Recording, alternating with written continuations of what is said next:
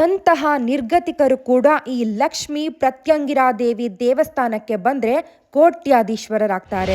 ಎಂತಹದ್ದೇ ಬಲಿಷ್ಠ ಮಾಟ, ಕೂಟ, ವಾಮಾಚಾರ, ದೃಷ್ಟಿದೋಷ, ಶತ್ರುಕಾಟ ಆಗಿದ್ರೂ ಇಲ್ಲಿ ಶತಾಯ ಗತಾಯ ಪರಿಹಾರ ಆಗುತ್ತೆ.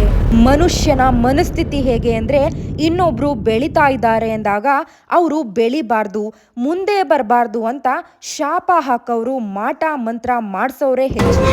ಒಂದೇ ಒಂದು ಅಮಾವಾಸ್ಯೆಗೆ ನೀವು ಈ ಶಕ್ತಿ ದೇವತೆ ಲಕ್ಷ್ಮೀ ಪ್ರತ್ಯಂಗಿರಾ ದೇವಿನ ಮೊರೆ ಹೋದರೆ ಸಾಕು, ಮುಂದಿನ ಪರಿಣಾಮ ನಿಮಗೆ ತಿಳಿಯುತ್ತೆ.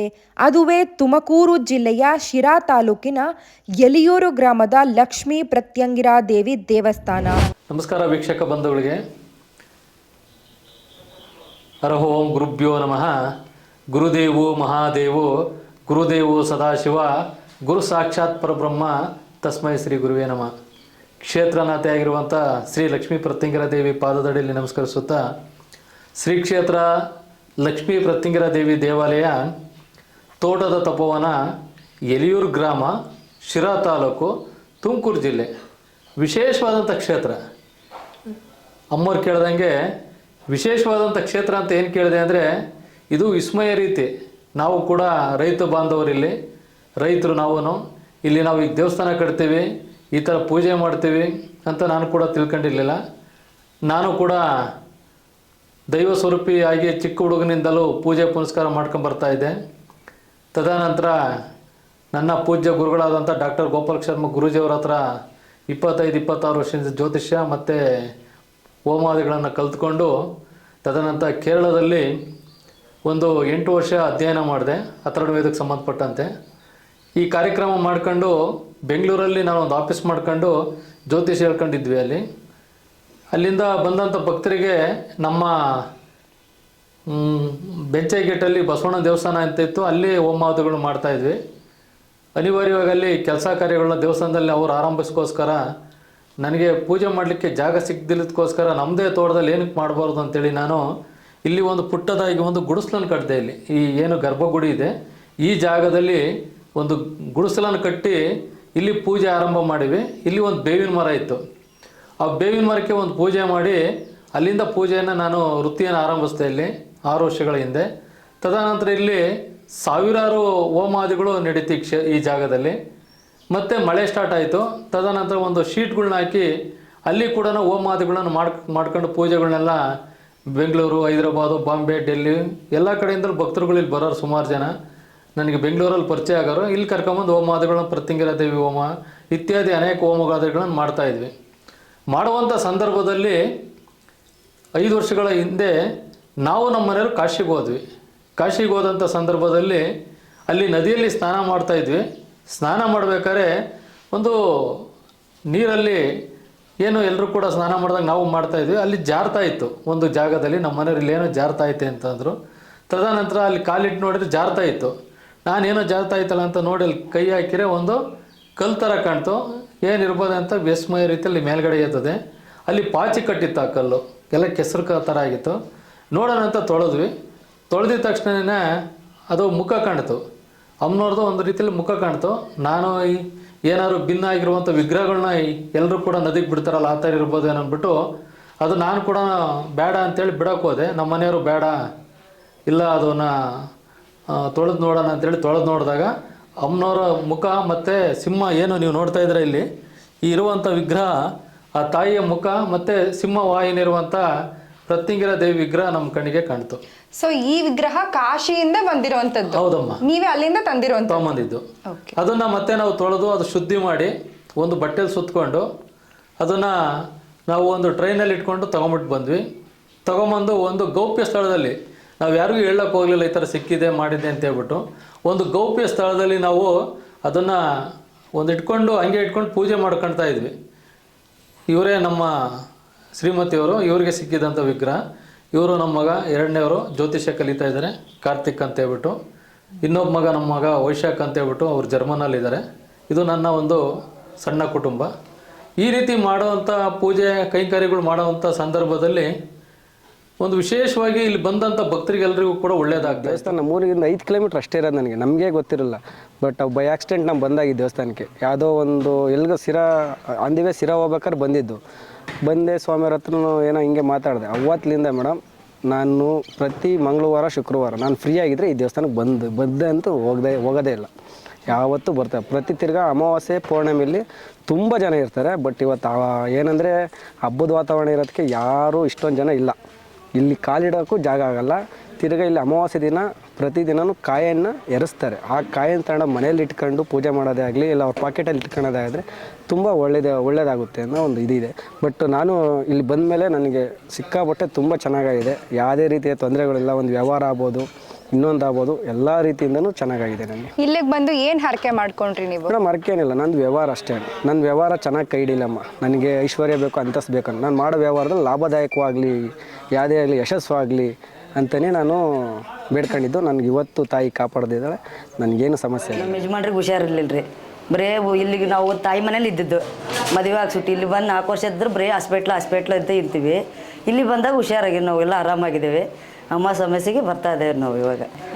ನಿಮ್ಮ ಮನೆಯವ್ರಿಗೆ ಹುಷಾರಿಲ್ಲ ಅಂತ ಹೇಳಿದ್ರಿ ಅಲ್ವಾ? ಕೆಲಸ ಪರವಾಗಿಲ್ರಿ. ಪಾಪರ್ ಮಾಡ್ತಾರೆ, ಕೆಲ್ಸಕ್ಕೆ ಹೋಗ್ತಾರೆ.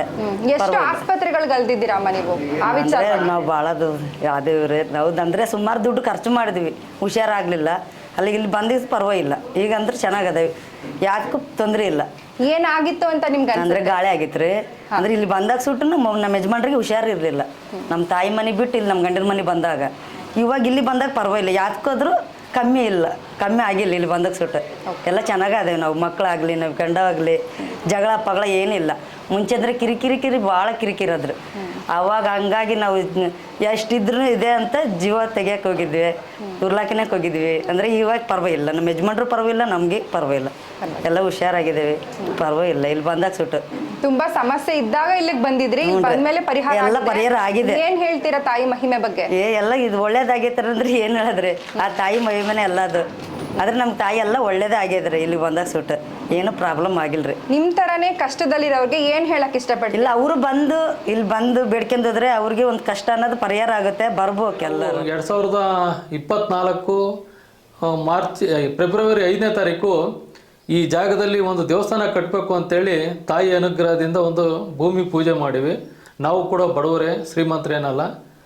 ಏಕೆಂದರೆ ಒಂದು ದೇವಸ್ಥಾನ ಕಟ್ಟಬೇಕಾದ್ರೆ ಭಕ್ತರು ಸಹಾಯತೆ ಇಲ್ಲದಲ್ಲ ಏನೂ ಮಾಡಲಿಕ್ಕಾಗಲ್ಲ.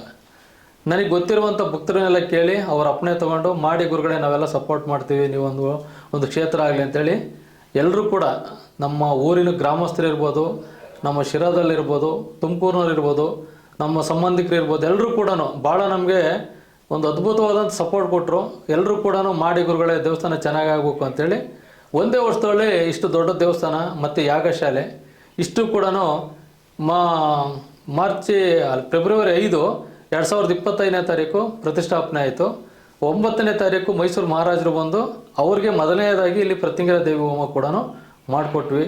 ಸಾವಿರಾರು ಸಂಖ್ಯೆಯಲ್ಲಿ ಕ್ಷೇತ್ರ ಪ್ರತಿಷ್ಠಾಪನೆಗೊಂಡು ಇವತ್ತು ಪ್ರತಿ ಅಮಾವಾಸ್ಯೆ ಪೌರ್ಣಮಿಗೆ 3,000-4,000 ಜನ ಸೇರ್ತಾ ಇದ್ದಾರೆ. ಮತ್ತು ತದನಂತರ ಏನು ಶುಕ್ರವಾರ, ಭಾನುವಾರ, ಮಂಗಳವಾರ ಈ ಥರ ವಿಶೇಷವಾಗಿ ಭಕ್ತರುಗಳೆಲ್ಲ ಬಂದು ಪೂಜೆ ಮಾಡಿಸ್ಕೊಂಡು ಹೋಗ್ತಾ ಇದ್ದಾರೆ. ಅವ್ರದ್ದು ಕಷ್ಟಗಳು ಏನಾದರೂ ಇದ್ದರೆ ಇಲ್ಲಿ ಪ್ರತ್ಯಂಗಿರಾ ದೇವಿ ಹೋಮ ಕೂಡ ನಾವು ಮಾಡಿಕೊಡ್ತಾ ಇದ್ದೀವಿ ಸರಳ ರೀತಿಯಲ್ಲಿ.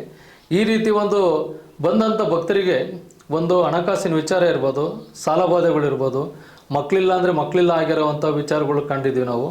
ತದನಂತರ ಅವರು ಯಾವುದೇ ರೀತಿಯ ಕಷ್ಟಗಳು, ಮನುಷ್ಯ ಅಂದಮೇಲೆ ಕಷ್ಟಗಳು, ನೂರಾರು ಕಷ್ಟಗಳು ಇರುತ್ತೆ. ಈ ರೀತಿ ಕಷ್ಟಗಳನ್ನ ಪರಿಹಾರ ಮಾಡುವಂಥ ಶಕ್ತಿ ದೇವತೆ ಶ್ರೀ ಲಕ್ಷ್ಮೀ ಪ್ರತ್ಯಂಗಿರಾ ದೇವಿ.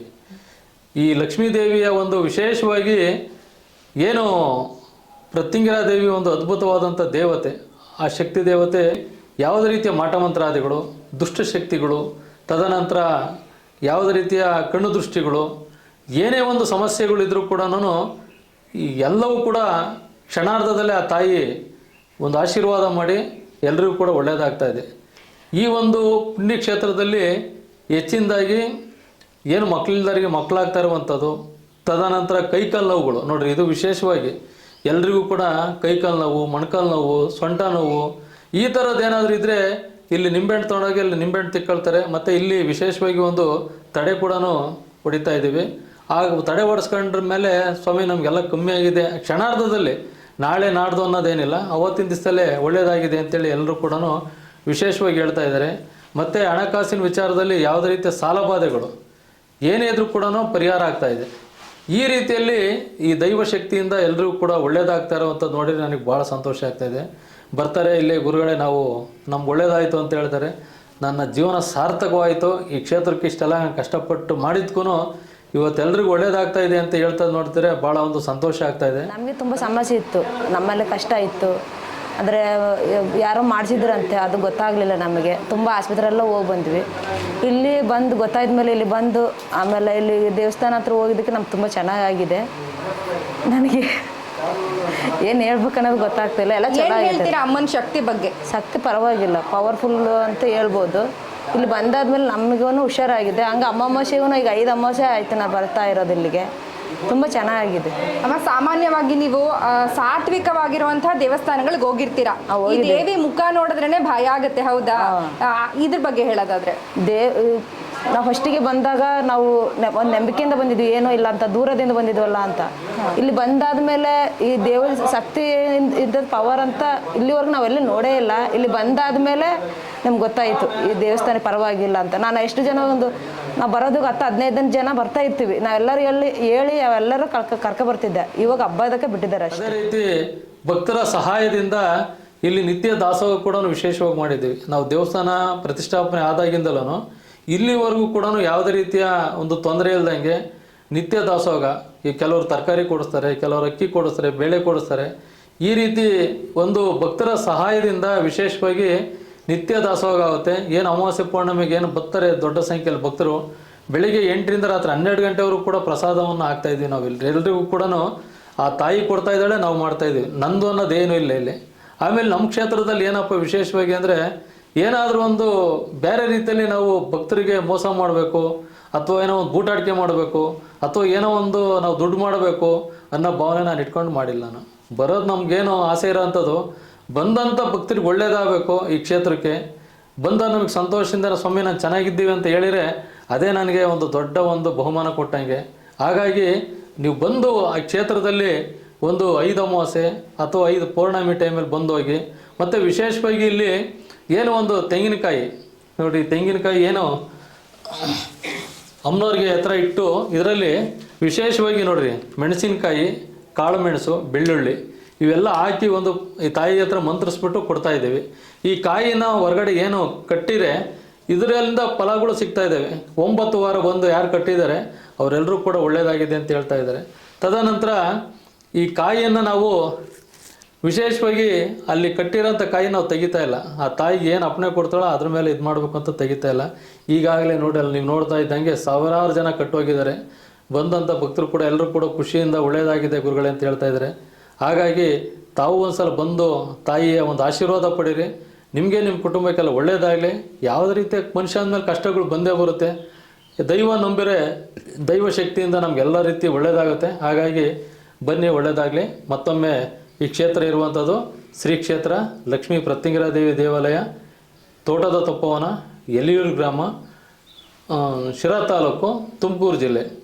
ಏನು ಕೆಳಗಡೆ ಕಾಣ್ತಿರುವಂಥ ನಂಬರ್ಗೆ ಏನು ನಂಬರ್ಗೆ ಫೋನ್ಗಳು ಮಾಡಿ ನೀವು ಯಾವುದೇ ರೀತಿಯ ಮಾಹಿತಿ ಬೇಕಾದ್ರೂ ಕೂಡ ಎಲ್ಲರೂ ನಮ್ಮ ಸಿಬ್ಬಂದಿ ವರ್ಗ ನಿಮಗೆ ಕೊಡ್ತಾರೆ. ಬಂದು ಈ ಕ್ಷೇತ್ರಕ್ಕೆ ಬಂದು ಹೋಗಿ. ಒಳ್ಳೆಯದಾಗಲಿ. ನಮಸ್ಕಾರ, ನಮಸ್ಕಾರ, ನಮಸ್ಕಾರ.